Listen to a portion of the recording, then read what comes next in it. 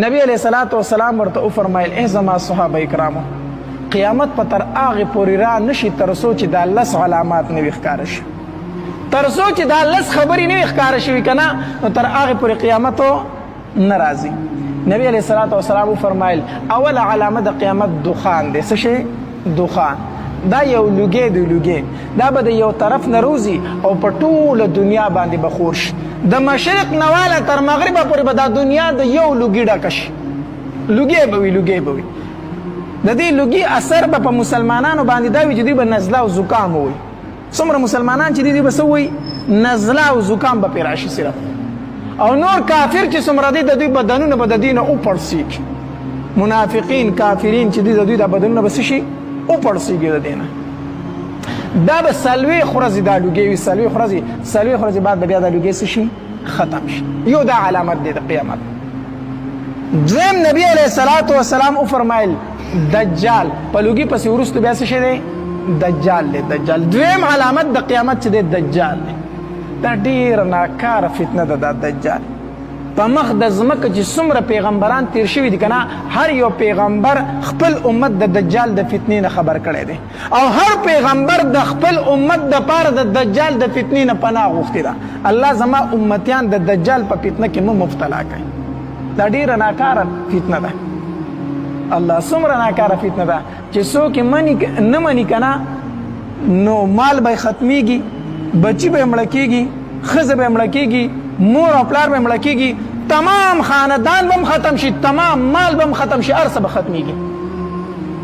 او چې څوک د تابعداري کوي کنه په مال کې زیادت ته بچی به خپل کیږي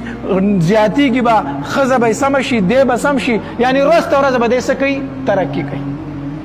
اسیدي ته ټینګېدل آسان کار دی بیا چې څه کم سره وي زستانه منم هغه به ختمیږي بالکل ذلیل کیږي به او کم سره وي چې تابعداري کوم په هغه باندې د نعمتونو باراني الله دې زموږ په حال رحم وکړي دلته کې معمولی غونته یو لیډر وي زه دا کوم او ولکه دا پلان کې پارټي ولا دا خو مړ دي سره څه شي نشته ټول هغه بلې ته ځي کنه ځي نو چې دا دجال هر څه په اختیار کې اغوستي د دې چې نبی علیہ الصلوۃ والسلام به د دین خصوصي پناه غوښتله بل دیم علامت دابۃ الارض دی دابۃ الارض دا یو زناور دی عجیبه شکل سره پیدا کیږي با د په توالد او تناسل سره نه پیدا کیږي یعنی د بس مور او پلار نه وي په حرم شریف کې به یو تیز زلزله راشي زلزله او الته کې صفا غونډې چې دا به اوشلېږي او د دینه به دی راوځي د صفا نه به دی راوځي او په تمام دنیا کې به ګرځي او د فاسق کافر مؤمن دا به پیژني او خبرې به ورسره کوي بل علامت نبی علیہ الصلوۃ والسلام فرمایل څلورم علامت وی چې نور د مغرب لا نه راختلی کنه تر هغه پورې قیامت نه راځي چې تر څو پورې نور د مغربه دا نور د مشرق نه راخیږي په مغرب فریوزي کنه سارکی کې باندې خلک به انتظار کوي یاره نور نه راخیږي دا څنګه چل تمام خلک به بهر ته روزي یو ځای به انتظار به کوي ګر چاپیر به ګور چې نور وای نه راخیږي نه صاحب نور پړک وای چې پړک وای نه چې وګوري به مغرب د طرف راختلی د مشرق د طرف باندې د مغرب د طرف راختلی بس لیک ساعت له بروخي بیا به واپس لاړ شي بیا به د مشرق نه روخي بیا به تر قیامت پورې په خپل څنګه چې عادت او هغه شان به د مشرق نه راخیږي خو دې چې کله د مغرب نه روخت دا غي نه بعد د توبې دروازه بند